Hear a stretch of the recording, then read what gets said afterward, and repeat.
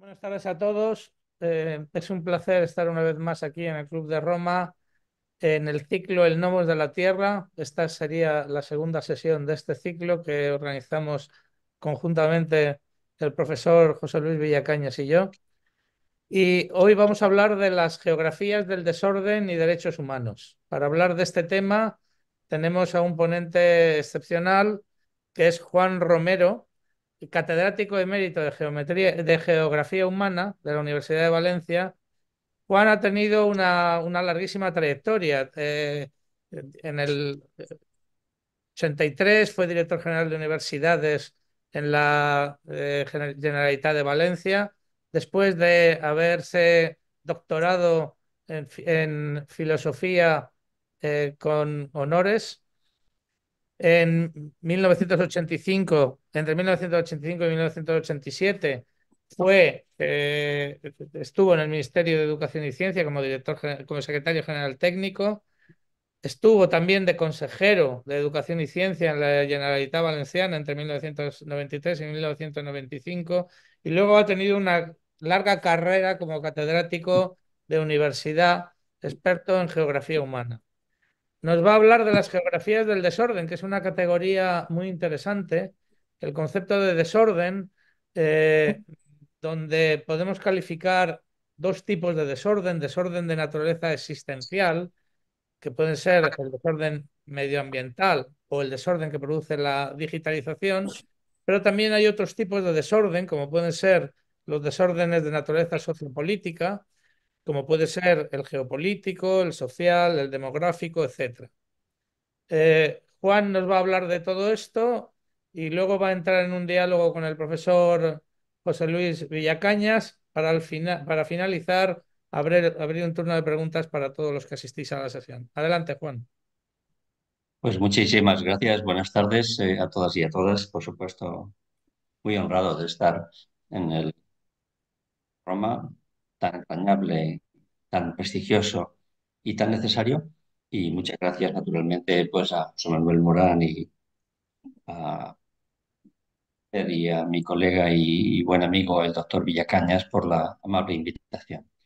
Eh, cuando me sugirió el profesor Villacañas la invitación, enseguida pensé en una fecha que hemos celebrado hace escasas semanas, que ha sido el 75 aniversario eh, pues de la Declaración de Derechos Humanos, ¿no?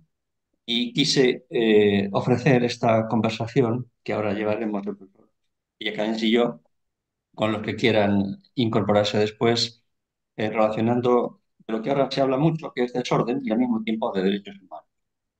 Y voy a, para respetar el formato que se me ha sugerido, voy a apuntar 5 cuestiones que dejaré sencillamente apuntadas, 20 o 21 minutos, y luego para hacer una conversación con el doctor Villacañas primero y luego con las personas que quieran pues formular sus preguntas.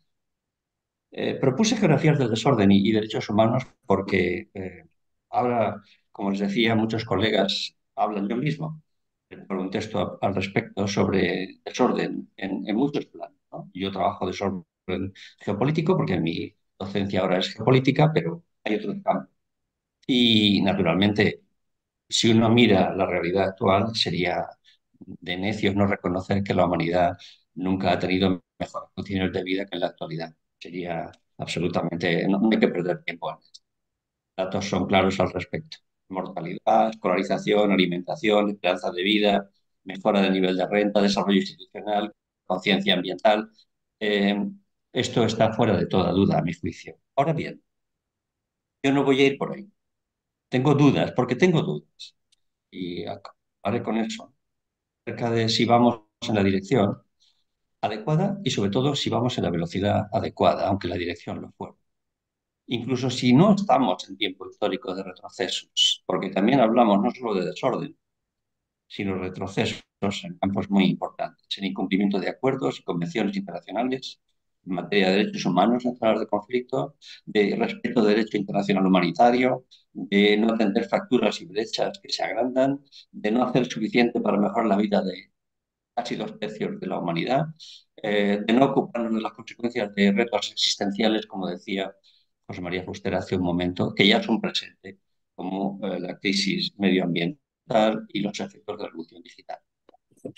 Con motivo de la celebración, el alto comisionado de Naciones Unidas decía hace unas semanas que estábamos en un momento complicado de la historia. Y me pareció importante su intervención en el día de la celebración. Destacó que había retos sin precedentes, hizo hincapié en la necesidad de unidad, habló de esperanza frente a crecientes disturbios, divisiones, complejidades geopolíticas, profundización de desigualdades y miedo. Estos conceptos no estaban en nuestra agenda hasta hace poco tiempo, no estaban así. Y por eso me pareció interesante enlazar la propuesta del profesor Villacañas con esta sugerencia del Club de Roma para hablar en esta dirección. Eh, Hablaba de conflictos, hablaba de retroceso de la Agenda de Desarrollo Sostenible, hablaba de urgencia de la crisis climática. Es decir, planteaba una agenda, un buen diagnóstico. Y yo me voy a incorporar a aquellas reflexiones para hablar justamente de este concepto en este tiempo histórico en el que estamos, en esta nueva era, en este inicio de nueva era, esta transición difícil de definir en este tiempo de claroscuros, donde incertidumbre, inseguridad, desorden son recurrentes. Y lo utilizaré para compartir 5 ideas, para dejar apuntadas mejor 5 ideas. En primer lugar, el desorden geopolítico. En segundo lugar, el desorden relacionado con las condiciones de vida, dignidad y derechos humanos de una parte importante de la humanidad. En tercer lugar, el desorden social y emocional provocado por las fracturas sociales, especialmente en Occidente. En cuarto lugar, el desorden democrático de la mano y los riesgos que trae aparejados de la mano de la revolución digital y de la inteligencia artificial generativa. Y por último, el desorden provocado por el modelo de crecimiento insostenible y la relación con el cambio climático que ocupa en el ámbito académico. En primer lugar, en cuanto al desorden llamado desorden geopolítico, ¿no? Yo creo que la primera pregunta que tendríamos que hacer y que a mí me gustaría compartir incluso con estudiantes de doctorado que consta que también están siguiéndonos y másters, es ¿qué entendemos por desorden político? ¿Cómo percibimos el desorden en función del lugar del mundo en el que vivimos? Eh, ¿Qué entendemos por orden? Porque claro, en realidad, bien mirado, orden no ha habido, al menos desde que yo recuerdo, en el sentido de que yo recuerdo históricamente. Repasamos desde Westfalia para acá, el orden ha sido naturalmente una forma de poder y de dominio de explotación sobre una parte de vencedores respecto de otra parte de vencidos. Occidente ha entendido tradicionalmente por orden colonias, Camboya, Afganistán, Irak, Libia, Siria y decenas de conflictos olvidados. Quiero subrayar esto porque me referiré luego al concepto de doble rasero. En ocasiones, de la mano del orden de Occidente, lo que en realidad hemos provocado ha sido caos y desorden, precisamente en nombre del orden mundial. Esto me remonto a los últimos 2 siglos para corroborar. Además, tenemos una forma curiosa de definir el desorden geopolítico, de prestar una atención muy sesgada a la geografía de los conflictos que en el mundo existen. Hablamos de la década de los 30 gloriosos, hablamos de posguerra europea, y olvidamos que desde 1945 hasta ahora ha habido 160 conflictos, más de 40 millones de muertos en el mundo. Hasta ese punto perdemos la perspectiva evidente de cómo es el mundo y qué entendemos por orden y por orden, ¿no? En realidad, para muchas partes del planeta, desorden es sinónimo de normalidad, porque es su normalidad cotidiana. Esta es la primera idea que quiero dejar sobre la mesa, ¿no? Solo les sugiero a quienes nos estén escuchando que revisen o que visiten el informe de anual que se hace de conflictos armados. En este momento hay 55 conflictos armados vivos en el mundo. Que revisen la información que está disponible del gasto militar mundial. La primera vez en la historia que superamos los 2,2 billones de dólares en gasto en armamento, la primera vez, 2023. revisen el mapa de peligrosidad de 2023 y que visiten, porque lo hago a mis alumnos y algunos se sorprenden, y ya son muy mayores, están en cuarto de carrera, saben de lo que hablan, y que visiten, ciudadanos que nos estén escuchando, la realidad conflictiva de países como Senegal, como Mali, como Burkina Faso, como Níger, como Sudán, como Etiopía, como la República Democrática del Congo. A algunos de mis alumnos les pregunto si les suena Kisise. Es una localidad de la República Democrática del Congo. Naturalmente, que como casi nada de lo que pasa en la República Democrática del Congo, colonia europea hasta hace 4 días, ¿no? Una república democrática en la que ha habido 6 millones de muertos, 5,8 millones de desplazados y 600.000 refugiados desde que es Estado independiente. Cosa que a veces olvidamos.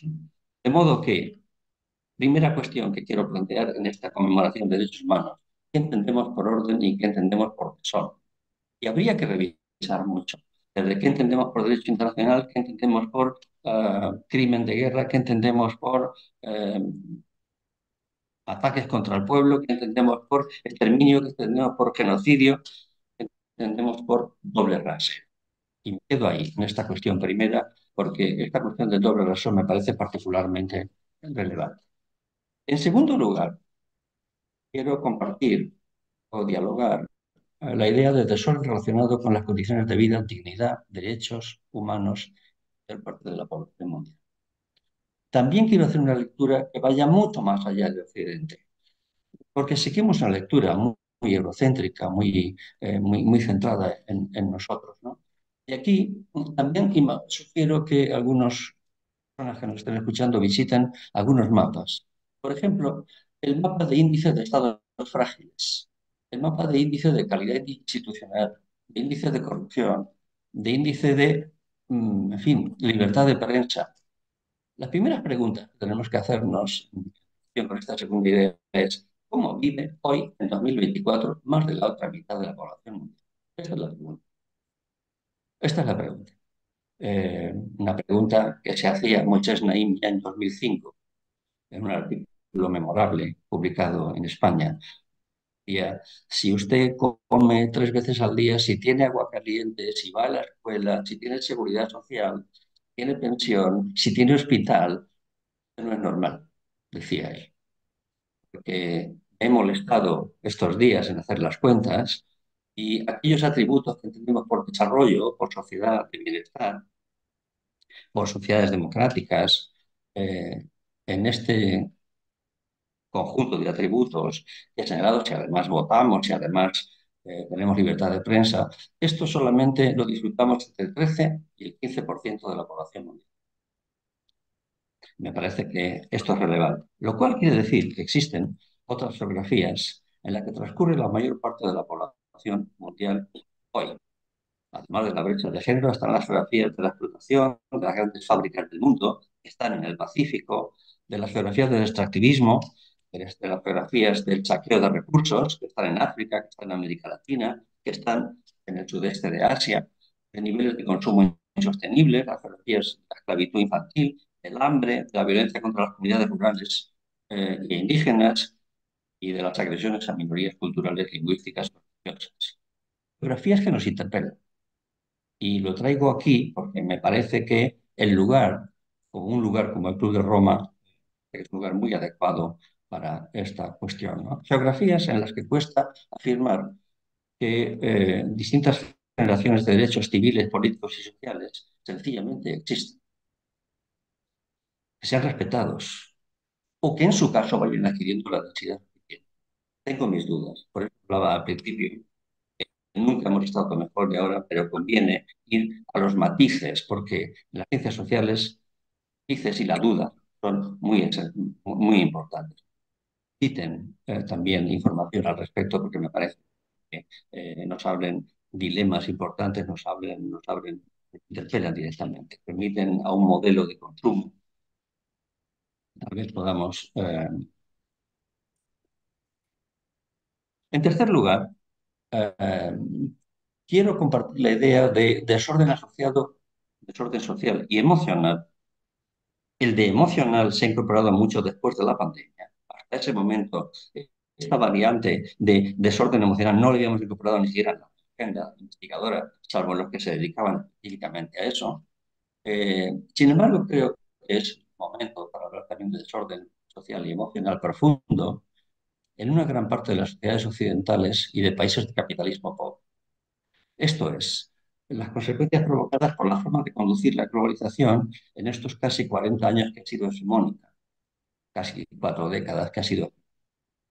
Y aquí les sugiero, a quienes nos están escuchando, que visiten la famosa gráfica del elefante de Branko Milanovic, que vean cómo la globalización ha sido muy beneficiosa para una parte muy importante de la humanidad, pero ha provocado un foso, un adelgazamiento de las clases medias en Occidente y en los países especialmente. Revisen los trabajos de Piketty y de Saer y de Mike Savage, que es el primer investigador social que yo conozco que ha analizado la estructura de clases en el Reino Unido de una manera científica y absolutamente ejemplar. Vean cómo las sociedades se han fracturado y que trabajen los trabajos de standing y que analicen qué significa el precariado. Es decir, analicemos cómo estas fracturas sociales han ido deviniendo en fracturas políticas y se han ido generando nuevas geografías del malestar. Me parece que es una característica de este tiempo en las sociedades occidentales. Geografías del malestar y geografías del resentimiento. Un tiempo, el actual, en el que es muy difícil construir nuevas utopías. Vivimos, decía Enzo Traverso, en un tiempo comprimido en el presente. Y Bude, que a mí me gusta mucho, en su libro fantástico, La Sociedad del Miedo, habla de un presente continuo, es decir, sin horizonte de futuro, sin vinculación con el pasado, ¿no? Esta especie de presente comprimido ha ido consolidando una forma nueva en nuestras sociedades, una forma de ver del mundo, de estar en él, que todavía las ciencias sociales pues, nos está costando un poco. Bueno, y esto está teniendo una consecuencia muy directa, que es cómo nuestras democracias liberales pues empiezan a fracturarse también y empiezan a aparecer elementos nuevos, hasta ahora no había considerado, son realmente muy importantes en este momento. Vivimos tiempos de retroceso democrático. En muchos de mis colegas, de nuestros colegas, ¿no? Las democracias liberales retroceden, cuestionan, se erosionan, se atacan, se degradan, ahora desde dentro. Y esto me parece muy relevante.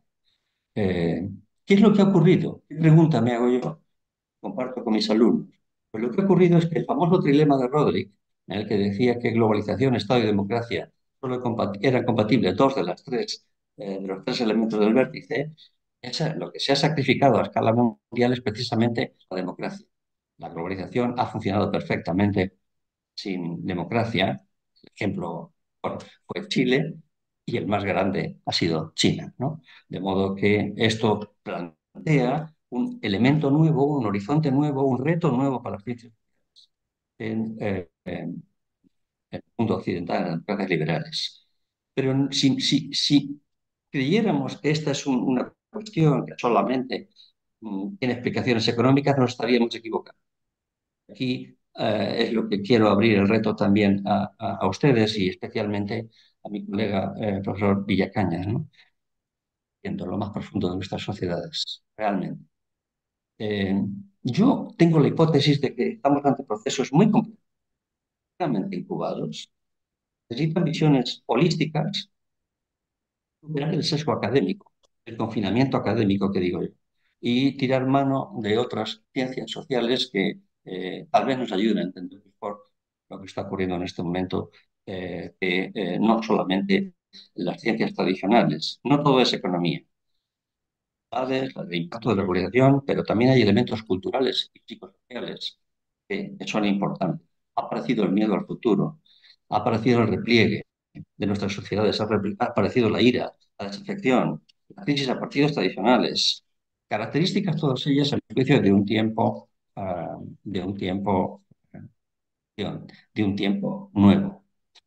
Lo dejaré también en esta cuestión porque nos podría llevar muy lejos sobre responder a la pregunta de qué está pasando en lo más profundo. Eh, ¿Quién nos ayudaría a entender mejor esto que está ocurriendo, además de las ciencias tradicionales? Yo personalmente estoy ahora mirando neurociencias, psiquiatría, psicología, antropología, filosofía y lingüística. Lo digo por si a los jóvenes investigadores les sugiere algo de lo que acabo de decir. No me sirve solamente la historia, ni la economía, ni la geografía. He ido a estas otras ciencias y estoy aprendiendo mucho mejor para ayudar a explicarme realmente cómo somos, cómo nos comportamos. Eh, Realmente hemos cambiado mucho y ahí es donde estas ciencias sociales me están realmente bastante, la verdad. Finalmente, para no excederme el tiempo que se me asignó, quiero referirme a dos grandes desafíos que estos califico de existenciales, es decir, que realmente pueden suponer un riesgo importante para nosotros como especie.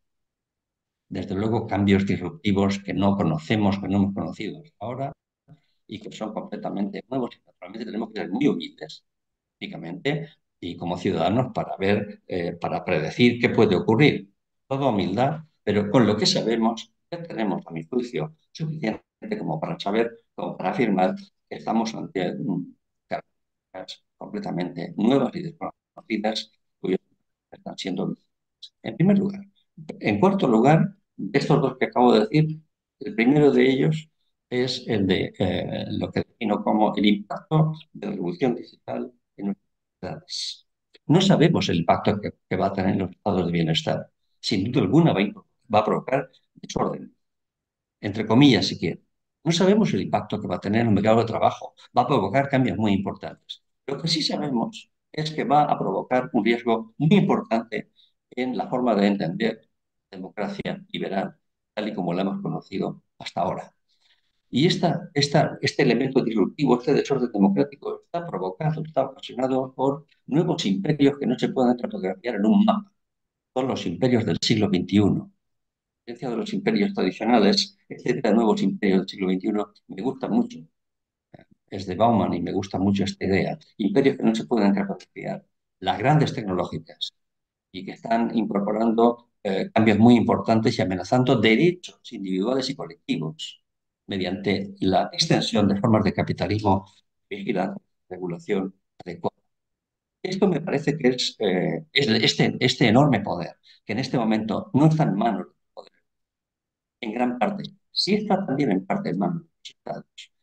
Sido analizado por Susana Zuboff y Carissa Beriz de manera magistral. Y otros colegas se han incorporado hablando de imperios digitales y otras colegas se han incorporado hablando de la batalla por nuestro cerebro. Fíjense el título de su último libro, La batalla por nuestro cerebro, ¿no? Necesitamos defender nuestro derecho a pensar. En este punto hemos llegado, en este punto es en el que estamos. Por eso me parece que la idea de privacidad, la capacidad que ahora mismo estas empresas y los estados tienen para escudriñar hasta lo más profundo cada uno de nosotros, vulnerar el derecho más íntimo, recopilar y comerciar con nuestros datos por sesgos de edad, de sexo, de raza, de religión, de residencia, patrones de consumo, publicidad orientada, conocimiento de tu estado de salud, de tus propias ideas y orientación política, reconocimiento facial, orientar tus preferencias políticas, manipularte, por ejemplo, fomentando emociones negativas. Esto ya está aquí. Esto me parece muy importante, porque afecta a lo más profundo de cada uno de nosotros. Esto colisiona con los derechos individuales tal y como los hemos entendido hasta ahora. Me parece esencial. Y de otro lado, vendría el riesgo para nuestras propias democracias, que es la información falsa, personalizada, desinformación individualizada y colectiva, manipulación de procesos electorales, injerencia en procesos electorales, también para provocar ciberataques. Hablamos de la zona gris ahora en geopolítica, lo que no es ni blanco ni negro, lo que no es ni guerra ni paz. Esta es la franja más importante ahora mismo de muchos estados mayores, muchos ámbitos del mundo, ¿no? Hablamos de crear desorden, caos en instituciones, en empresas, en instalaciones estratégicas, un proceso disruptivo sin precedentes, esencial. Y estas máquinas con capacidad para pensar por sí mismas constituyen, en mi juicio, un reto civilizatorio que para mí no tiene ahora mismo. O sea, no me atrevo a imaginar un futuro dentro de décadas. Parece único. Y por último, tendríamos las consecuencias del desorden político, geopolítico provocado por la crisis medioambiental y el calentamiento, y específicamente el calentamiento global, que no queremos ver probablemente, pero que ya disponemos de todas las evidencias, no queremos ver de manera mayoritaria. La mayoritaria significa por nuestras sociedades en conjunto y que nos debemos abordar como generación. Vemos, ya sabemos que tendrá consecuencias extremas en cada territorio, para cada uno de nosotros. Las decisiones que hay que impulsar también las sabemos, sin demora. El problema es que hay un gran desajuste entre el contexto cultural, eh, el ciclo político, ciclo económico y ciclo ambiental. Ustedes saben que el ciclo político en democracia son 48 meses. El ciclo económico suele ser, la mirada suele ser de 10 años. El ciclo ecológico suele ser de 50. Predomina el ciclo político, 48 meses, y esto nos afecta. Esto nos bloquea y esto constituye un elemento en democracia sobre todo, porque has de ser votado. Si te alejas mucho del contexto cultural, tú perderás las próximas elecciones. Este es el gran dilema de este, muy importante, ¿no? Pero el desorden está ahí, el sobreconsumo de agua, de alimentos, de pandemias, de epidemias, de habitabilidad de las megaurbes, de migraciones de desplazados, de refugiados ambientales. Esto ya está ahí. De modo que nos encontramos con un reto civilizatorio que tiene dos planos.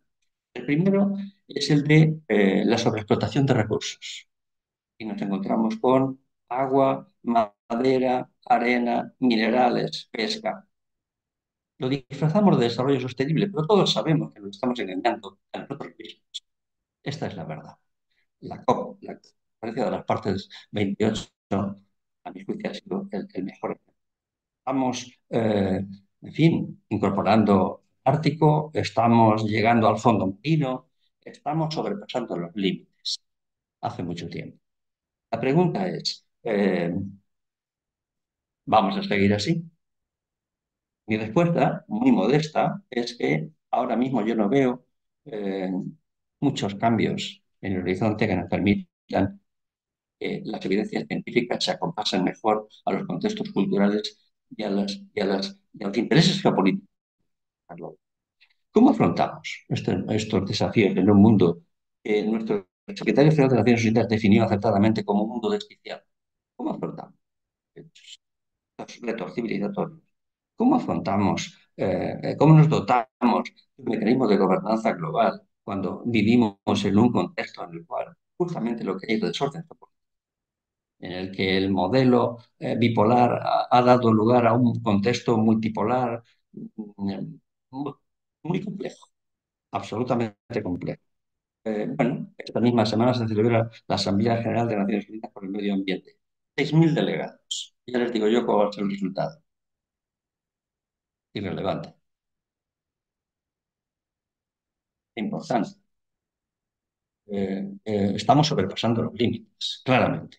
Hace mucho tiempo. ¿Dónde nos dirigimos? No lo sé. ¿Estamos en plena transición? ¿Hacia dónde? Sí. ¿Hacia dónde? No sé cuál es el dónde. Estamos en este momento. Dos jóvenes, con esto voy acabando, dos jóvenes, uno de 92 años y otro de 83, que nos pusieron sobre la pista respecto de esto que acabo de decir. El primero es el gran profesor Edward Wilson, catedrático de biogeografía y de sociobiología en Harvard, que falleció con 91 años en el año 2021. Eh, eh, un periodista español sacó un tuit de menos de 140 caracteres de los años 90 del profesor Edward Wilson. Eh, este tuit decía, eh, mm, tenemos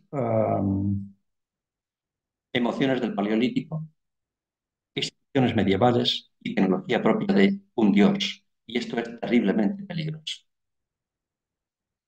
Es de lo que he hablado, créanme.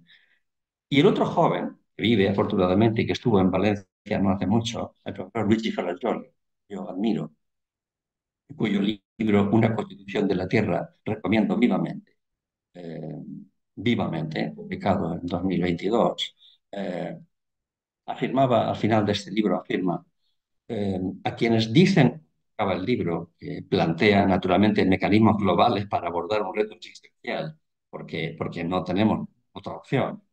Él dice, aunque algunos piensen que lo que acabo de decir en este libro es una utopía, la verdadera utopía es continuar pensando que podemos seguir como hasta ahora.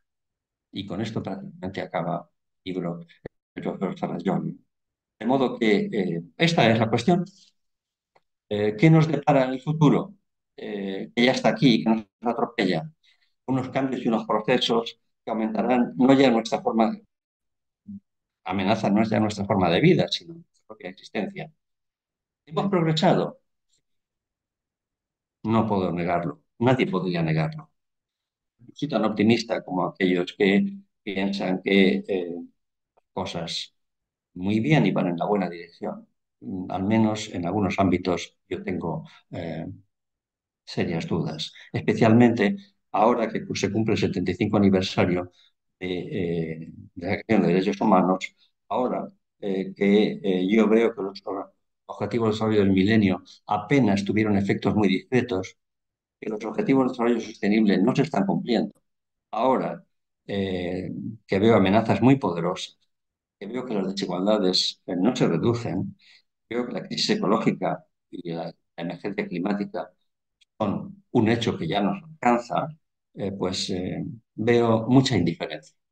De modo que además de la era del desorden, de la era de la desigualdad, podríamos definir ese tiempo que ahora estamos, el tiempo histórico en el que estamos, como la era de la indiferencia, ¿no? O como decía Patricia Simón, como la era de las palabras muertas. Nos importa poco las cosas a cada uno de nosotros. Y esto me vuelve a la pregunta que decía al principio, y que es en la que ahora mismo estoy muy enfrascado, es intentar explicarme a mí mismo cómo somos, cuánto hemos cambiado, si es que hemos cambiado, quién estaba más en lo cierto, quién nos conocía mejor, a nosotros mismos, o Kant. Con esto lo dejo, muy amplio. muchas gracias, profesor Romero, querido amigo Juan. Eh, claro, este nuevo ciclo del Nomo de la Tierra está dentro de el ensayo que hicimos el año pasado con un ciclo que era la nueva ilustración, ¿no? Y claro, el hilo conductor de la nueva ilustración era una revisión del pensamiento kantiano. No hay que olvidar que el centro del pensamiento kantiano era no solo qué podemos conocer, qué debemos hacer, qué estamos autorizados a esperar, sino que esas tres preguntas se resolvían en una: ¿qué es el ser humano? ¿No? Esto creo que era el objetivo de nuestra intervención el año pasado, y en la intervención de este año la idea básica era que no hay posibilidad de una nueva ilustración sin algún tipo de universalismo. Sin algún tipo de universalismo. Claro, el problema es que el universalismo implica al mismo tiempo una razón histórica. Esto es, implica una construcción, una elaboración del pasado, del presente y del futuro. La posmodernidad filosófica ha tenido como finalidad fundamental destruir la razón histórica, destruir la posibilidad de prognosis basadas en experiencias, de expectativas basadas en diagnósticos reales, y una temporalidad basada en evidencias, de algún modo capaces de construir un futuro.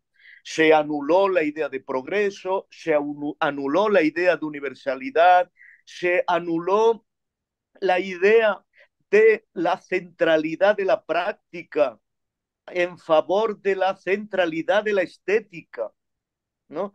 Y esto implicó necesariamente la centralidad de una idea de la subjetividad narcisista, ¿no?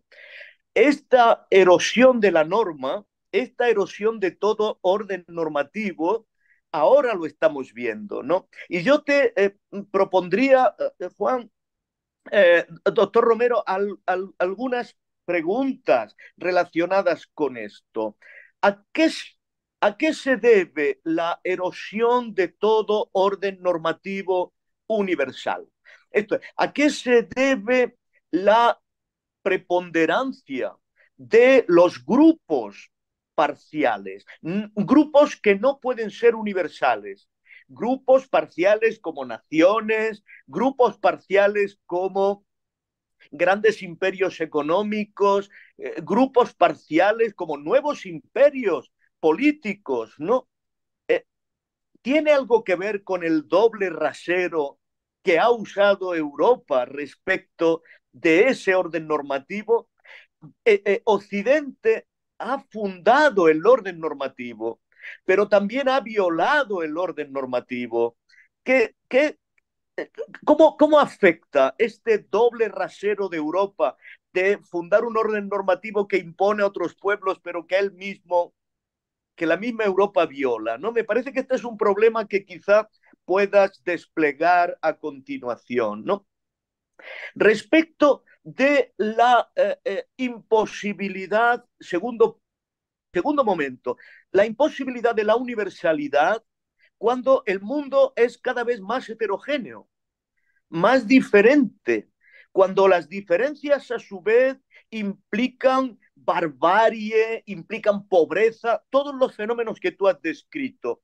Pero yo llamaría la atención sobre la relación entre consumo, producción, derechos humanos, pero también no solo la diferencia entre los grupos que se especializan en el consumo, grupos que se especializan en la producción, grupos que se especializan en la defensa de derechos humanos, sino también grupos y poblaciones que que están sometidos a procesos completamente extractivos, grupos que casi tienen la condena de tener muchos recursos, muchas materias primas que constituyen el botín del resto de la humanidad, ¿no?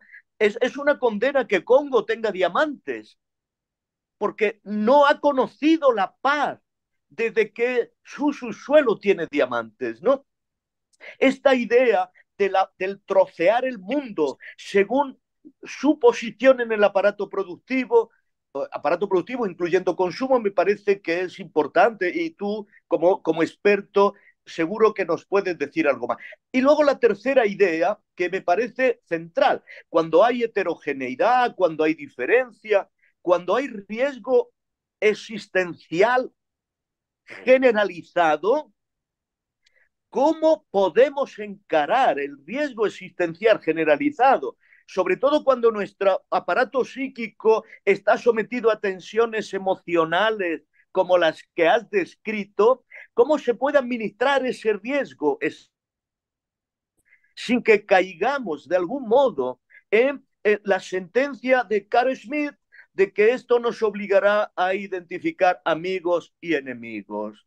Y por lo tanto aumentar de una manera la ordenación conflictiva del mundo en una situación que, como has dicho, es una situación en la que el capitalismo tiene que llevar adelante tres grandes procesos extraordinariamente peligrosos: concentración de capital, acumulación creciente de capital y algo que es muy importante, aceleración de la concentración y de la propia acumulación, ¿no? Que esto somete a la realidad del mundo a unas tensiones.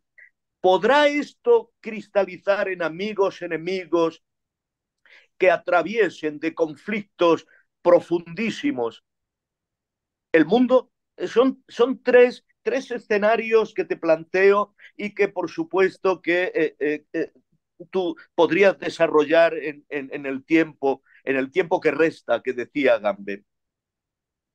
Muchas gracias, doctor Villacañas. Son preguntas naturalmente muy relevantes y agradezco que las plantee así porque así, eh, bueno, la conversación eh, puede seguir. La primera me parece Con la primera pregunta, que entiendo yo por doble rasero, em, me va a ayudar a responderle el último trabajo de Pascal Bonifaz. Pascal Bonifaz es el director del Centro de Estudios de Relaciones Internacionales de Francia, y en el último libro que ha publicado sobre Ucrania, en sus primeras páginas, tiene unas sugerentes páginas sobre esto, ¿no?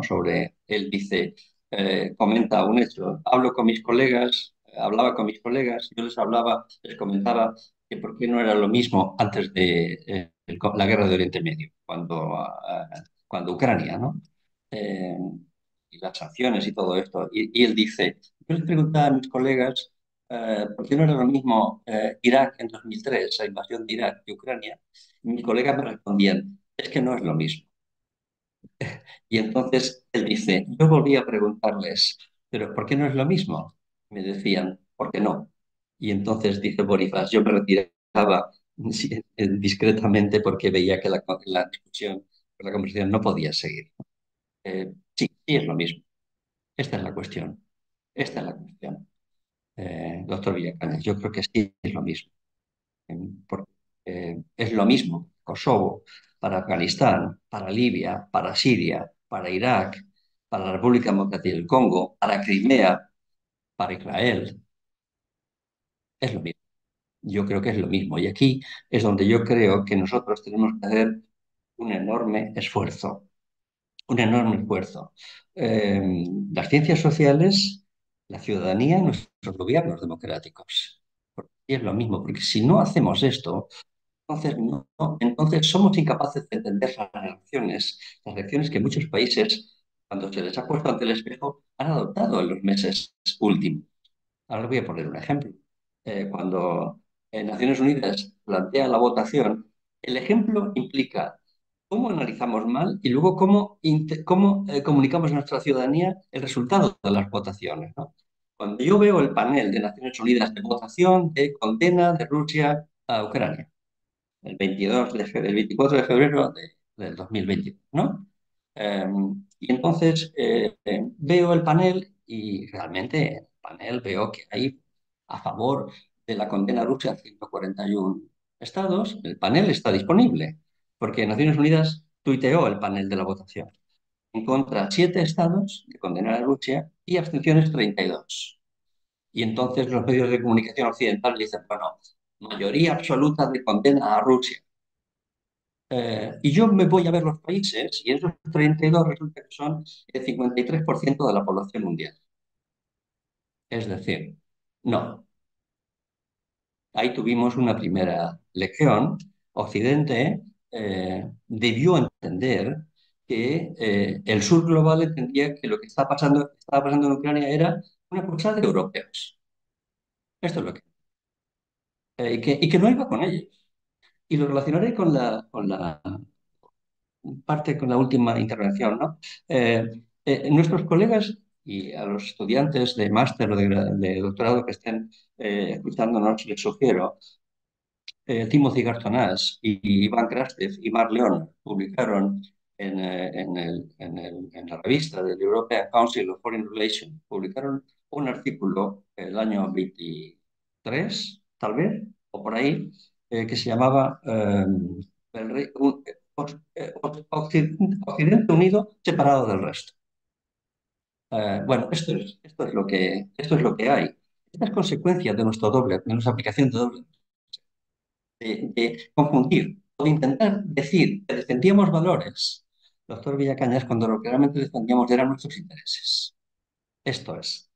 Y es la forma de entender nosotros el orden global, que no es el orden global. Y al mismo tiempo que en este momento no es posible tampoco, porque el mundo se ha fragmentado, porque se ha fragmentado por completo, retomando la vieja analogía de Joseph Nye, de los 3 tableros, el mundo dividido en 3 tableros, el militar, el económico y el resto, pues el militar, bueno, ya hay 2 o 3. En el segundo tablero, son 3 partidas de ajedrez que se disputan a la vez. El tablero económico, el mundo se ha polarizado por completo, se ha fragmentado por completo. Y hay muchos países del sur global, muchos naturalmente, ¿no? Y el tercer tablero, el poder. de poderes lícitos e ilícitos está completamente fragmentado. De modo que, pero es que tuvimos más lecciones después, reuniones del G20. El G20 es incapaz de sacar una declaración conjunta de condena a Rusia. Y Occidente no tomó nota de esto. O la reunión del Fondo Monetario, incapaz, Fondo Monetario Internacional, incapaz de sacar una declaración de condena a Rusia. Y Occidente sigue sin tomar nota de esto. Y luego, después de Ucrania, está la guerra ahí en Europa, aparece el atentado brutal, el asesinato brutal de Hamas a ciudadanos israelíes y la declaración de la guerra de Israel. Bien, y ahí nos damos cuenta, yo procuro seguir, por razones profesionales naturalmente, ¿no? Pues procuro seguir estas cuestiones, nos damos cuenta de que incluso en esta cuestión, Occidente sigue estando unido pero separado del resto. Y aquí seguimos encontrando este doble rasero, porque dos preguntas me hago ahí, doctor Villacañas. La primera es, ¿que no es lo mismo que Rusia? Lo mismo. ¿Por qué a los 7 días de la invasión de Ucrania, Rusia, ya tenemos las sanciones en marcha? Pues ya llevamos 20 paquetes de sanciones. Que no, ningún país de Occidente plantea ninguna sanción a Israel. ¿Cómo definimos lo que está ocurriendo en Israel? ¿Lo definimos como crimen de guerra? ¿Es distinto de lo que hacía Putin? ¿Es diferente de lo que hace Hamas? ¿Por qué no puedo criticar y decir que Putin es un criminal de guerra, como el gobierno de Netanyahu, como la dirección política de Hamas? Y por eso no soy ni antirruso, ni anti-judío, ni anti-musulmán. Esta es la cuestión. Esto es lo que tenemos que... si fuéramos así, si además tratáramos al sur global, que ha sido nuestro sur, además, colonias europeas hasta anteayer, les tratáramos con respeto. Si nos hubiéramos aproximado de otra manera, en este momento África no sería un territorio chino y ruso, sería un territorio europeo. Mejor dicho, no territorio europeo, sino, entiéndame bien, un territorio en el que hubiera relaciones de igual a igual con los pueblos africanos. Pero a esto le llamo yo doble rasero, ¿no? Claro, en el caso de Israel ha saltado por los aires, peor todo, ¿no? Que claro, si no se respeta el derecho en Israel, ¿qué queda después, por Villacañas? ¿Qué queda después del derecho? ¿El estado de naturaleza de Hobbes? ¿Qué queda? ¿Cómo definimos lo que está pasando allí? ¿Por qué el silencio de Occidente ante lo que está pasando allí? ¿Cuál va a ser el siguiente paso? ¿Qué van a hacer con la población de Gaza? ¿Se va a enviar dónde? Como decía el otro día el responsable de política exterior de la Comisión, a la Luna. ¿Dónde se van a enviar a los millones de gazatíes? ¿Y qué va a pasar con Cisjordania? Porque lo de Gaza es de ahora, pero Cisjordania va siendo troceada, va siendo fragmentada desde hace décadas, de modo que, por cierto, no lo digo yo, lo decía el presidente Carter, la estrategia de Israel, dijo el presidente Carter, lo ha escrito, es hacer imposible un Estado palestino. Y lo volvió a repetir un historiador judío, Tony Judd. La estrategia de Israel es hacer de Palestina pequeños bantustanes, un Estado imposible. Entonces, esta es la hoja de ruta de Israel. Y esto, Occidente, ante el silencio, pues, se encuentra pues, con un problema ciertamente indefendible. Pero yo reclamo este derecho a decir que Putin es un criminal de guerra y que el gobierno de Netanyahu también está cometiendo crímenes de guerra y que lo que hizo jamás es un crimen contra la humanidad. Pero no Claro, por esto tengo ninguna incompatibilidad claro. mental. O sea, debemos ser capaces de obrar en consecuencia. Relación consumo, producción, derechos humanos, sometido a procesos de extractivos. Verá, cuando yo lo he apuntado, me estaba refiriendo sobre todo a cómo transcurren las vidas cotidianas de las gentes de abuelos, padres, hijos y nietos, en buena parte del mundo actual. Me refería a eso. Y, en primer lugar me refiero a sus vidas cotidianas. Es decir, eh, cómo niños de 7 años extraen el columpita y la tantalita de Kivu Norte, en la República Democrática del Congo, se pasa a Ruanda en sacos, como en la época romana, minas a cielo abierto. Los niños son los que tienen que hacerlo porque las minas son pequeñas oquedades donde un adulto no puede No puede. entrar, Sí, sí, sí, sí, eh, sí. y se pasa a Ruanda y desde ahí se envía donde se fabrican estos dispositivos tecnológicos que nos permiten comunicarnos ahora mismo a nosotros. Lo que yo quería decir es que esta cuestión no la hemos resuelto todavía bien, en el sentido de que eh, si te mira, y algunas metáforas son muy importantes, cuando se derrumbó el Rana Plaza en Dhaka, Bangladesh, en la periferia, se derrumbó un edificio completo, mató a 1.300 mujeres que estaban haciendo ropa. Dhaka es la capital del textil. Se ha desplazado desde China hacia Afganistán porque los salarios son más bajos, naturalmente, ¿no? Hablamos de $78 cuando se hundió el Rana Plaza, que es un edificio de muchas plantas que se derrumbó, pues, no sé, debería estar por $37 el mes. Ahora, después de muchas luchas sindicales, andan por $67 el mes. Por eso tenemos camisetas de 3 euros, doctor Villacanas.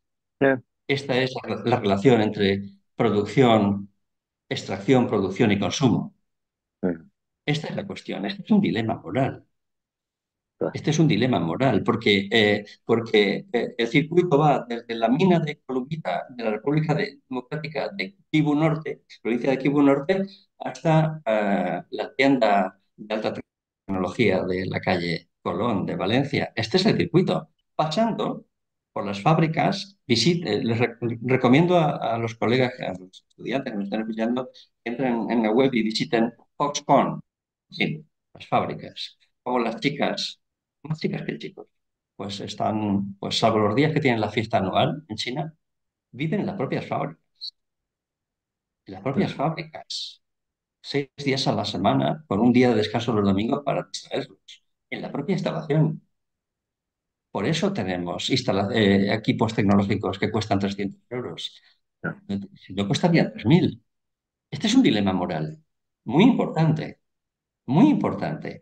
¿Por qué digo esto? Porque la colección descansa sobre un modelo en el cual las sociedades occidentales han mantenido bajos niveles de consumo justamente por la explotación de otras partes del planeta, de personas y de recursos. Y este dilema moral no queremos abordarlo en serio. Nos cuesta abordarlo en serio. No digo que no queramos, cuesta abordarlo en serio. Cuando se derrumbó Rana Plaza se abrió un pequeño debate. Comprobamos allí que estaban las grandes firmas de moda del mundo entero, pero enseguida se acalló aquello. Aquello ha vuelto como a diluirse. Hablo de las fábricas de Rana Plaza, era una fábrica legal. No le cuento nada de las fábricas ilegales que están subcontratadas por las fábricas legales en Dhaka, en Afganistán en general, en otros países del sudeste asiático, ¿no? No le cuento esto. Sería, no va más. Me refería al dilema moral que planteo. Por último, ¿cómo podemos encarar y administrar el riesgo existencial al que yo me refería al final? Verá, esto a mí me plantea un dilema importante en el sentido de que la primera parte no sabía respondérsela en el sentido de que sabría respondérsela si hablo de países democráticos. Sí, pero los países democráticos no son la mayoría de la humanidad. El 75% de la población mundial vive en regímenes autoritarios en 2024. Y en un régimen autoritario tú no puedes decir que tiene que haber restricciones. La única en sistemas democráticos, la respuesta sería con mejor Estado, con más democracia y con regulaciones desde los poderes públicos. No hay otra forma. Pero eh, el mundo es mucho más grande y aquí se nos plantea, de un lado, el espacio que no está sometido a procesos democráticos, por tanto, regulaciones, y de otro lado, hemos abierto la botella y el genio ha salido de la botella. Las grandes tecnológicas no son controladas por nadie. Y el genio no se va a poder volver a meter en la botella. ¿Se da cuenta de lo que digo? Esto es muy complicado, porque es verdad que se les puede brindar alguna señal interesante. Por ejemplo, cuando 40 estados o 44 estados norteamericanos han puesto un recurso conjunto contra Meta, ¿no? Por entender que estaba perjudicando la salud mental de los niños. El recurso ha sido aceptado, ya no se ha dirimido. Pero es interesante. Algunas cosas en los poderes públicos, pero claro, Estados Unidos, salvo que se demuestre lo contrario, no será durante cuánto tiempo, sigue siendo una democracia. Ya. Pero ¿qué pasa donde no la hay? Tienen capacidad tecnológica. ¿Qué pasa con los grandes imperios chinos? Tienen cuatro grandes imperios tecnológicos. ¿Qué pasa con ellos? Y se nos plantea claro, ¿la fórmula cuál sería? Fórmula de gobernanza global. No hay otra fórmula, pero usted sabe, igual que yo, cómo están los organismos globales que creamos después de la Segunda Guerra Mundial y cuál es el estado actual y su inoperancia y su impotencia en realidad. Hasta el punto de que el propio secretario general ha tenido que decidir ayer decir que tiene que revisarse el propio secretario general que el Consejo de Seguridad de Naciones Unidas no sirve, que no puede ser que haya sistemas de veto, ¿no? Pero claro, no tenemos mecanismos de gobernanza global y nos encontramos ahí con un dilema ciertamente importante. Pondría políticamente correcto, diría, con más democracia y más regulaciones. Sí, pero mecanismos de gobernanza global, con el Consejo Mundial de Comercio sin funcionar, con, en fin, mecanismos reguladores globales, es muy difícil. Alguien podría decirme, bueno, pero en algún momento los dos grandes gigantes se tendrán que poner de acuerdo, Estados Unidos y China. Y si ese acuerdo progresara y se consolidara, pues habría algún margen más. Permítame que lo dude, que ese acuerdo se pueda producir. Ojalá, pero permítame que lo dude. Porque la historia me ha enseñado que esto es muy atípico, estos grandes acuerdos entre grandes potencias. El caso de China no es el caso de la Unión Soviética, es muy diferente. Y entonces yo ahí tengo mis dudas. Podría ser un camino, pero lo veo Gracias, Juan. Perdón. Vamos a abrir el turno de preguntas del público. Oye, ¿Yo puedo escucharlas o no? ¿O no? ¿se me ¿Puedo oye? escucharlas? Sí. Sí. Las voy a hacer yo, Ah, ¿eh? muy bien, muy Las voy a bien, hacer en nombre del público. muy bien. Entonces, voy a agrupar alguna porque vamos retrasados de tiempo. Hay dos preguntas que resumida se podría hacer diciendo si no sería necesario una declaración universal de los deberes y las obligaciones de las personas. ¿Eh? La pregunta sería una pregunta que viene de Martín Ramírez y la pregunta también vendría de Eduardo Buroz. Eh, naturalmente que sí, naturalmente que sí, que sería necesario eh, esa declaración. Pero sería necesario. No me voy a extender mucho, pero añado, sería necesario, pero yo veo la dinámica de funcionamiento de la Asamblea General de Naciones Unidas, que sea el lugar donde poder producir una declaración homologable a los derechos humanos, derechos del niño, la que fuere, y en este momento yo veo un contexto difícil para conseguir ningún tipo de acuerdo que conduzca a una declaración universal de este tipo. No digo que sea imposible, porque con muchas negociaciones y con muchas renuncias, pues más o menos pues hicimos el Acuerdo de París sobre el cambio climático y luego las COPs van ahí engañándose un poco, pero bueno, avanzando lentamente. Sería necesario, sí, pero veo condiciones muy poco favorables en la Asamblea General en este momento. Una pregunta de Ana Gascón que resumo también. De alguna manera, los gobiernos y las élites internacionales se muestran inoperantes para resolver todas estas cuestiones y a la vez de mostrarse inoperantes, incluso en ocasiones las agravan. ¿Cómo podríamos regenerar las élites necesarias para que este proceso llegara a buen puerto? Yo no estoy muy seguro de que el camino sea las élites. No estoy muy seguro, Ana. En todo caso, el camino más transitable también tal vez serían los gobiernos, partiendo de la realidad que en este momento tenemos, que no solamente es Occidente y el resto. El resto, el sur global, es asimismo muy diverso y muy complejo. Y lo que ahora mismo observamos es que no hay grandes adhesiones a grandes potencias por parte del sur global, sino que el sur global, que son potencias intermedias con poder económico y con poder militar, van tomando sus decisiones en función de sus intereses. De modo que en este momento, por eso es un momento histórico nuevo, también geopolíticamente. De modo que yo no diría tanto a las élites como los gobiernos, pero los gobiernos en este momento habría que buscar. En este momento, con dos guerras abiertas declaradas, es muy difícil casi todo. Pero en un contexto posterior, si las condiciones fueran posibles, recuerdo, Ana, que dentro de unos meses hay elecciones en Estados Unidos que marcarán de nuevo el destino, no solamente de Europa, sino de una parte de las relaciones internacionales en función del resultado de esas elecciones. También hay elecciones antes en la Unión Europea que marcará el destino mucho menos, Estados Unidos mucho más, pero tendrían que ser los gobiernos.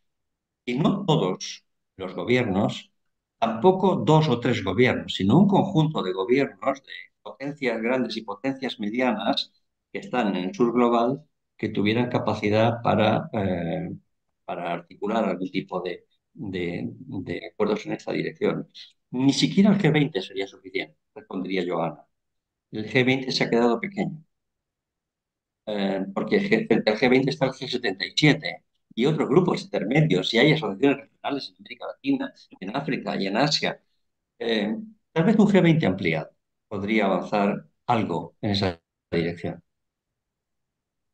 Roser Lori te hace varias preguntas, voy a coger dos de ellas. La primera es si es necesario refundar el capitalismo y la segunda pregunta es ¿de qué sirve la libertad si no va acompañada de la igualdad y la fraternidad para todos?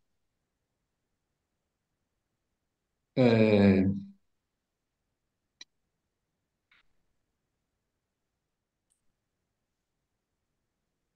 el capitalismo, dijo Sarkozy, ¿se acuerdan que después de la gran recesión de 2008 dijo que había que refundar el capitalismo? Lo dijo cuando era presidente de la República.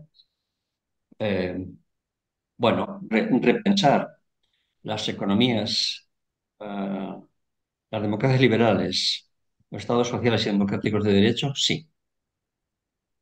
Yo creo que estamos en una fase de declive, no de agotamiento total, ni eso de que a veces escucho que ha desaparecido, que ya es del pasado, el pensamiento neoliberal. No creo esto, ¿eh? Yo no creo esto.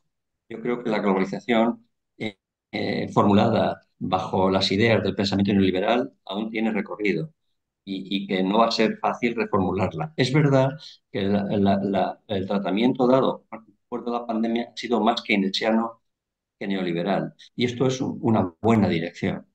De modo que si por capitalismo entiende Roser, las economías, las democracias liberales con economía social de mercado, yo creo que estamos en una fase distinta, muy distinta de 2008.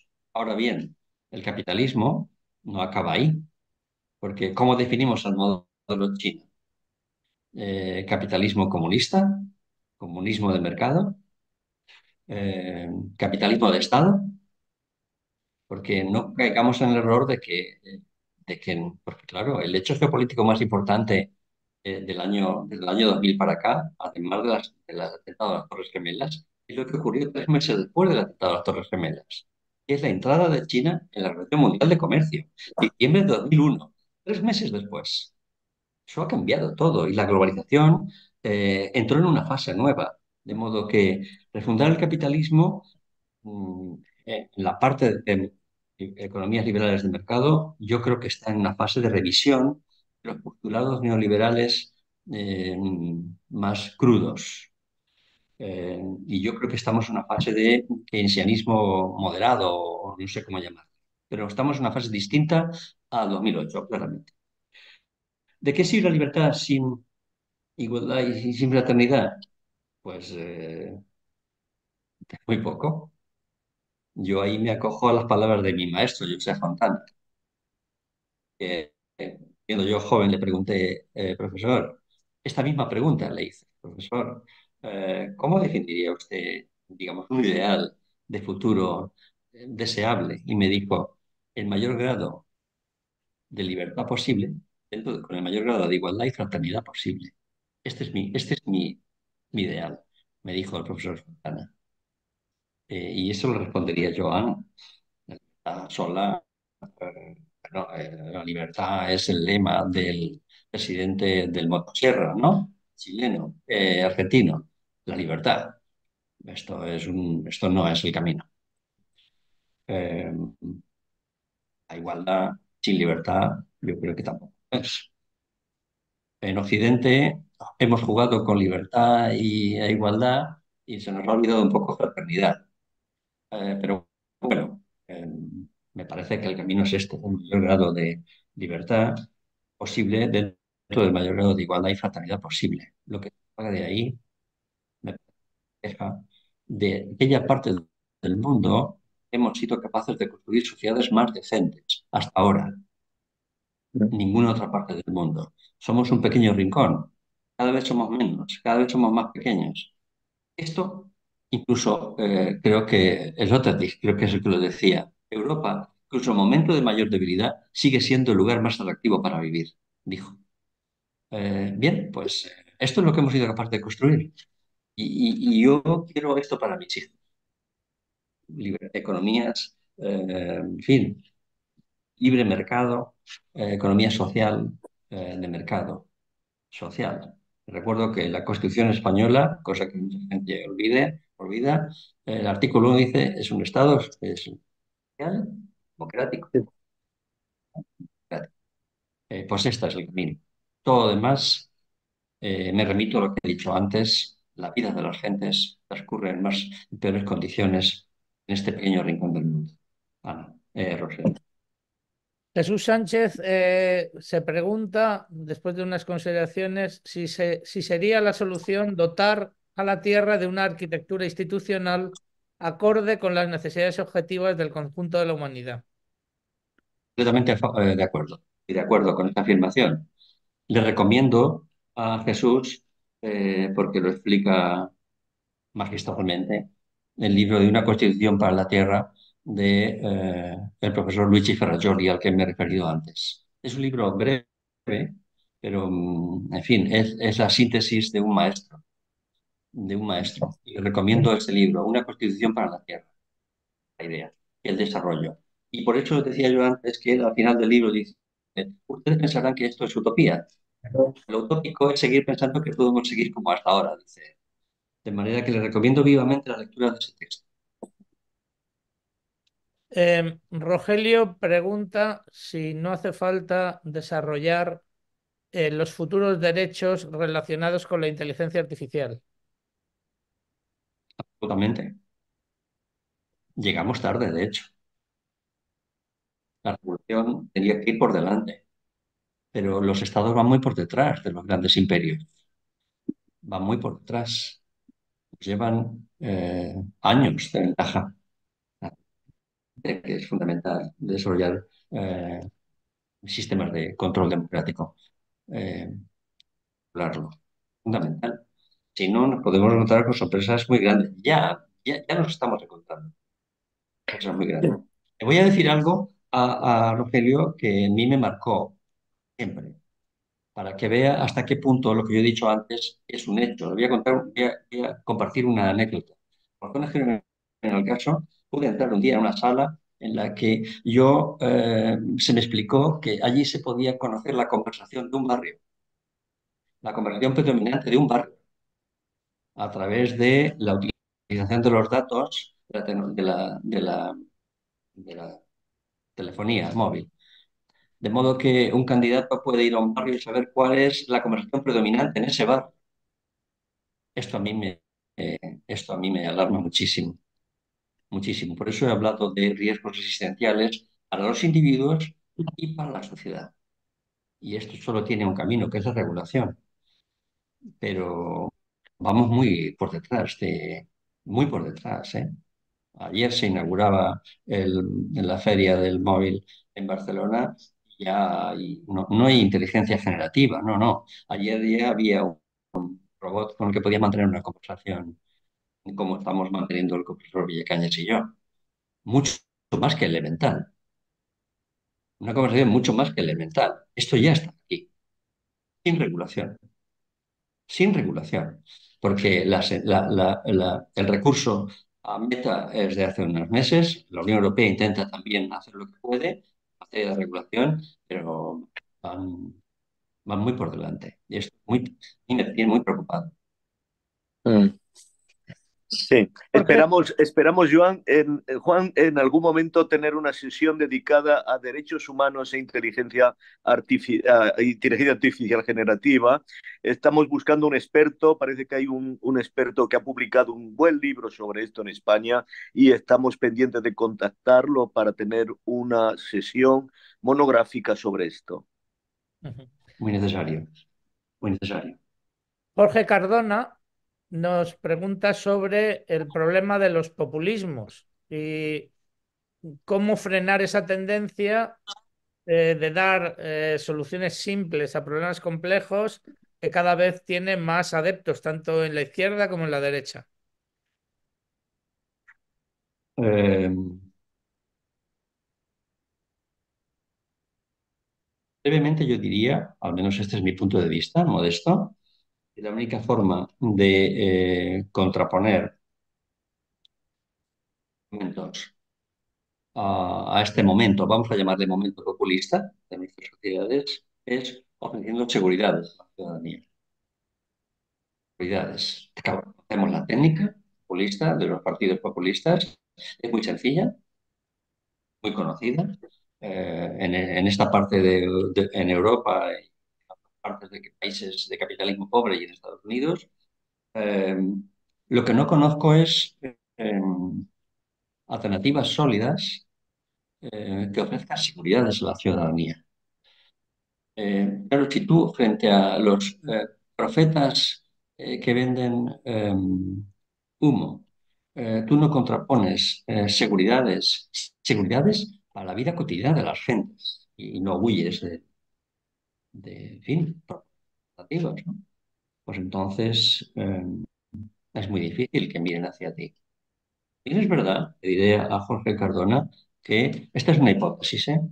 Que yo hace tiempo que comparto con colegas, que yo creo que el momento populista pasará, pero pasará antes si los ciudadanos encuentran que sus gobiernos ofrecen seguridades a cosas concretas, políticas de las cosas concretas. Si yo miro España en su conjunto, veo el debate en el Parlamento español. Y entonces, si yo fuera un joven de 27 años, pensaría que el Parlamento español no está atendiendo mis problemas.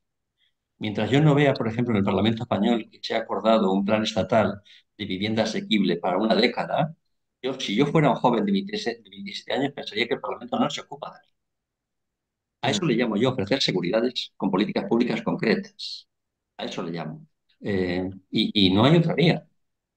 Yo mantengo la hipótesis de que el momento populista pasará. Además, la evidencia me dice que los ciudadanos canalizan la ira, la desesperanza, en fin, el odio, el miedo, la irritación, la frustración hacia partidos que no son tradicionales. Pero los partidos populistas, cuando llegan al gobierno, funcionan bien en la oposición, en este tiempo, en este momento que estamos ahora. Pero cuando llegan al gobierno, los ciudadanos se comprueban que no sirven tampoco. De modo que yo creo que vivimos un momento populista, pero que no es seguro que sea durable en el tiempo. No estoy seguro. Es una mera hipótesis. Sí, el problema, Juan, aquí es que los populismos es la vía regia para dividir las poblaciones en amigos y enemigos. Y si logran hacerlo, aunque fracasen los gobiernos populistas, las tensiones y las fracturas sociales son más difíciles de curar. Estoy de acuerdo, completamente. De ahí que cuanto antes haya políticas públicas que ofrezcan seguridades, Ya, mucho mejor. lógico. No hay otra fórmula. Hay que ofrecer seguridades. Ya, Si hay incertidumbre, tienes que ofrecer seguridades. Para la ya, vida cotidiana de la gente. La ya, gente. Ayer salió la encuesta y la pobreza y la desigualdad ha subido. ya. Si hay un 27% de personas, muchos de ellos jóvenes, que no llegan a final de mes, entonces eh, ¿por qué tienen que votarte a ti? ¿Te das cuenta? ¿Por qué tienen que votarte a ti? Entonces, tienen que ofrecer seguridades, pero seguridades concretas. Ya. Yo añoro ver un día que los partidos políticos en el Parlamento Español acuerdan un plan de vivienda para una década, que cabalgue varias legislaturas, de Sí. vivienda asequible. Esto es lo que yo quiero. Mm. Voy a hacer la última pregunta ya porque estamos casi fuera de tiempo y va a ser para el profesor Villacañas. Raúl, No. Raúl Camarero, Raúl Camarero hace una reflexión diciendo que tal vez el progreso no ha desaparecido, sino que se ha interiorizado y ahora es mucho más personal el progreso. Y entonces pregunta, ¿no cree que se podría intentar reconducir las subjetividades desde nuevos centros de religiosidad, como los antiguos gimnasios romanos, al estilo de los antiguos gimnasios romanos? Yo, yo creo que las sociedades, volviendo al problema que hablaba antes el profesor Romero de la dimensión antropológica de todo esto, es verdad que las sociedades humanas han evolucionado hacia la subjetivación y que durante mucho tiempo se vio que era necesario la construcción de un orden de subjetivación. Sin embargo, yo creo que las nuevas herramientas de comunicación, las nuevas herramientas de inteligencia artificial son la verdadera plataforma de la deconstrucción psíquica del ser humano. Y que no las formas religiosas que conocemos, las formas de espiritualidad que conocemos, son demasiado refinadas para la deconstrucción del aparato psíquico que producen las nuevas tecnologías de comunicación y las nuevas formas de control de atención y de control psíquico de las máquinas de inteligencia artificial. Desde este punto de vista, ojalá pudiéramos decir que los grandes medios de construcción de subjetividad que teníamos a nuestro alcance en las formas de vida tradicionales estaban a nuestro servicio. Pero una juventud atravesada por las formas desatentas y completamente incapaces de atención producidas por los medios de comunicación actuales, no creo que tengan recursos culturales para acceder a estas cuestiones de cultura refinada. Muchas gracias, José Luis. Voy a dar la palabra finalmente a José Manuel, el director del Club de Roma.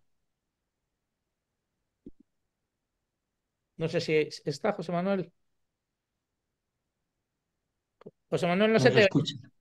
Creo que no. Va a ser que Estoy, no, va a ser que no. estoy tremendamente asustado Ah, porque yo el jueves tenemos la junta directiva trimestral del capítulo y yo había hecho un esquema de temáticas que debemos de abordar este año. mm, Una de ellas era esta, que empezó siendo, en mi ignorancia, hablar de derechos humanos y derechos de la tierra, quizá porque el profesor Ferraioli que ha mencionado Juan, pues a mí me parece que es un personaje interesantísimo y que está planteando un problema de que nosotros no podemos destruir la tierra con la alegría que se está destruyendo desde los países avanzados. De hecho, cuando habéis hablado de los niños, me he acordado que hace unos días compré este libro sobre la extracción del cobalto y la situación en que se vive en el Congo y en muchos países de África, el extractivismo al que estamos sometiendo para tener unos móviles más baratos o una inteligencia artificial generativa. Pero el problema es que el Club de Roma, cuando nace hace más de 50 años, se enfrentaba a un mundo complejo, pero un mundo que de alguna manera solo tenía 2 o 3 polos de civilización tecnológica que empezaban. Hoy día esto se ha difundido por todo el planeta y hoy día, sin embargo, no hemos arreglado los problemas de desigualdad, no hemos arreglado los problemas, y yo creo que Juan lo ha insistido en ello, los problemas que tenemos de heterogeneidad y hemos avanzado, sin embargo, en problemas identitarios de donde cada uno intenta resolver sus problemas. Nosotros en el 2023 hicimos varias sesiones sobre la emergencia del sur global en los medios de comunicación, porque venía años ya emergiendo, o sea, no es una cosa nueva, pero sí es una cosa nueva el ver hasta qué punto se ha manifestado tan claramente que la gobernanza salida de la Segunda Guerra Mundial no tiene ningún Es sentido, ineficaz. ¿eh? O sea, no Es tiene ningún, ineficaz. es totalmente ineficaz. O sea, hemos tenido la suerte de que Antonio Guterres en una comida hace años de la Junta Directiva del capítulo vino a comer con nosotros y nos pareció un tipo interesantísimo. Él ya había dejado de ser primer ministro de Portugal, pero incluso nos hizo notar hasta qué punto las relaciones de los sistemas defensivos podían involucrar a Australia en un problema de Irlanda del Norte o en un problema del sur de Estados Unidos y México. Y él dio una visión de que estábamos ante un mundo muy desgobernable, o sea, un mundo que no tenía reglas, que no tenía regulaciones. Yo, sin embargo, creo que nosotros debemos de seguir haciendo sesiones como esta, de la cual aparecen una serie de temas que tendremos que discutir. Pero lo que está claro es que no podemos seguir destruyendo el planeta para tener una vida más confortable en algunas áreas del mismo y seguir asistiendo a la pobreza, a la marginación, a la desigualdad o a la falta de libertades en 2/3 del planeta. Estamos asistiendo a un modelo y por eso queremos hacer algunos ciclos sobre el papel que juegan las democracias en la competitividad de las naciones, pero también en la cohesión social de las sociedades, valga la redundancia, y queremos hablar al mismo tiempo de los riesgos que están siguiendo las democracias liberales, porque estamos asistiendo a situaciones donde estos imperios de los que hablaba el profesor Juan Romero intervienen en las conciencias, intervienen en los procesos electorales y moldean mentes para que no puedan ni siquiera salir por la vía de la religiosidad, como decía ahora el profesor Villacañas. Tenemos, por lo tanto, un programa de actividades que lo único que pedimos es pues tener ponentes tan interesantes como ha sido la exposición del profesor Romero, pero con de alguna manera, un marchamo de humildad, porque estamos ante unas complejidades que nunca se habían visto. Miren, yo acabé mi carrera de ingeniería allá por los años 70 y en los años finales de los 70 tuve la ocasión de participar en procesos de actualización regulatoria a partir de la entrada de España en la Unión Europea. Y la modernización de nuestra sociedad que vivimos y que disfrutamos y que tenemos una situación mucho mejor que la que teníamos hace 50 años, se basaba muchas veces en copiar qué se estaba haciendo en otros lados, en los países avanzados. El problema es que ahora los países avanzados tampoco saben hacia dónde van. Están totalmente desconcertados. Nadie sabemos cuáles son los riesgos que tenemos por delante ni cuáles son las políticas que podíamos aplicar. Y esto nos crea una situación de confusión que viene además acrecentada porque las interacciones que se dan entre los distintos ámbitos geopolíticos, económicos, culturales, son de tal naturaleza y además son a un ritmo que nunca habíamos conocido. O sea, cuando uno mira sesiones de hace 4 años, nos parecen como prehistóricas. Y ya no digamos si en medio de eso metemos algunos componentes tecnológicos. Nos encontramos de pronto desbordados. Yo tuve la suerte de participar hace 30 y tantos años en los comienzos de esto que hemos dado en llamar, que se daba en llamar entonces la sociedad de la información. Es más, me alegró enormemente que Jacques Delors, que ha desaparecido recientemente y que la oficina del Club de Roma en Barcelona le va a dedicar una sesión conmemorativa porque fue un hombre que impulsó enormemente lo que llamamos hoy la nueva Unión Europea y esa potencia cultural, regulatoria y, si me apuran, de mantener todavía unos niveles de preocupación por los derechos de las personas que no se dan en otros ámbitos, pues se debieron en parte a él, porque él dejó de hablar de las autopistas de la información, de las que hablaban Clinton y Al Gore, y empezó a hablar de que la sociedad que venía era una sociedad que nos iba a influir en todos los aspectos de la vida. Desgraciadamente, Europa está perdiendo peso. Ni siquiera nos vale decir que somos los que mejor regulamos.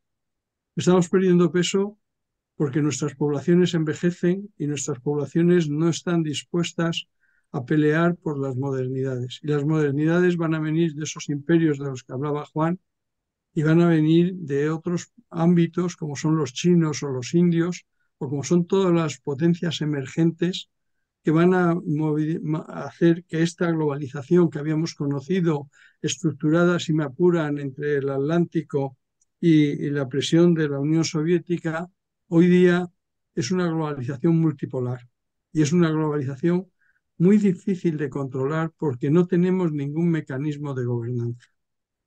Y estamos asistiendo a unas tragedias como las que se están viviendo en Ucrania y ya el colmo es que después de los horribles atentados de Hamás, como habéis dicho, estemos asistiendo a lo que está pasando y viendo cómo los acuerdos de Oslo y de Madrid de hace 30 años se echan a la papelera y se dice claramente que no hay posibilidad de un Estado palestino. Nosotros hemos tenido de conferenciante a un ilustre profesor y a un ilustre político israelí que recordaba un día, hace ya años, que el problema además en esa zona es que tienen demasiada historia y muy poca geografía. Y ninguno de los que podrían ayudar a crear ese Estado palestino están dispuestos a arriesgar algo por ellos. Más nos vamos a inclinar a soluciones que vamos a pasar página del genocidio que estamos asistiendo y nadie va a decir nada. Nos estamos habituando a la violencia, a la masacre de derechos humanos y de vidas de personas y evidentemente me parece que ha sido tú, Juan, el que decías que Pepe Borrell decía, ¿y a dónde los van a mandar? Ahora quieren mandarlos, al parecer, al norte de Gaza porque así los pueden colocar allí. ¿Ustedes creen que los van a colocar en esas ruinas que estamos viendo? Nunca habíamos visto, incluso los más ancianos, recordaríamos algunas obras de Peter Weiss de teatro cuando hablaban de la masacre de Dresde en la Segunda Guerra Mundial. Y sin embargo ahora nos da lo mismo. Nos están inmunizando a base de pasarnos continuas imágenes de atrocidades y no darnos explicación de ningún tipo. Nadie se acuerda de cómo están sufriendo esas poblaciones y de los crímenes que se están cometiendo contra poblaciones indefensas. Estamos en un momento muy malo y muy, muy triste. Y a mí, que dentro de poco voy a cumplir un año más, aunque un amigo mío dice que como acaba en 7 será mejor, pues la verdad es que me deprime mucho, pero todavía recuerdo unas palabras de Joaquín Ruiz Jiménez en la Facultad de Derecho allá por los años 60, rodeados por la policía del gobierno de entonces en España, que acabó diciendo, antes de que entrara la policía en la Facultad de Derecho, acabó diciendo que tendríamos que decir como el poeta que aunque estemos tristes para hoy, debemos de ser felices para mañana y debemos de luchar por esa esperanza que tenía el Club de Roma, de que el Club de Roma no nace para hablar de la contaminación, nace para dos ejes principales. Uno, el desarrollo humano y el compromiso de todas las personas en la mejora de la vida y la calidad de vida para todos los pobladores del planeta. Y dos, por encontrar mecanismos de gobernabilidad, no de gobernanza, no de regulaciones, mecanismos en que podamos tomar decisiones en favor de ese desarrollo humano.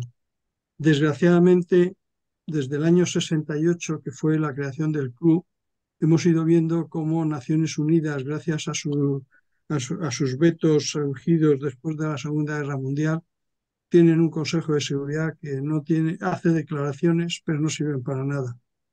Es un poco recordar un viejo chiste que se contaba de gentes de dos personas que van en un globo, se pierden, se acercan, dice uno, bueno, pues vamos a bajar y preguntamos. Y le preguntan a un pastor, este chiste se cuenta tanto para políticos como para consultores. Se lo digo porque no crean que solo lo que voy a acabar es con políticos, pero se acercan a un labriego y preguntan, buen hombre, ¿dónde estamos? Y el labriego le dice, en un globo. Y uno que no ha oído bien dice, ¿qué ha dicho?